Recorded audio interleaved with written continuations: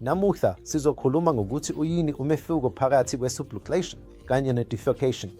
Ukususwa kuwukulimala kwelunga lapho ithambo lingathintani, nakuba i-subluxation kuwukulimala okuncane endaweni lapho amathambo ahlangene khona kodwa awahambisani kahle. Ngakho-ke izimpawu ze-subluxation ziwukuthi isiguli sizoba nobuhlungu obungazelelwe, ukuvuvukala, ukukhubazeka. Izimpawu ze-defecation nazo ziyafana, kodwa kubalulekile ukuhlukanisa phakathi kwe-subluxation kanye nokukhishwa ngoba uma kungukuthi i-defecation idinga ukuncishiswa futhi ibuyiselwe ekuhlanganyeleni. Ngakho-ke kulokhu udinga ukubonana nodokotela lapho udokotela ehlehlisa le-defecation ukuze izindawo zamathambo zithintane.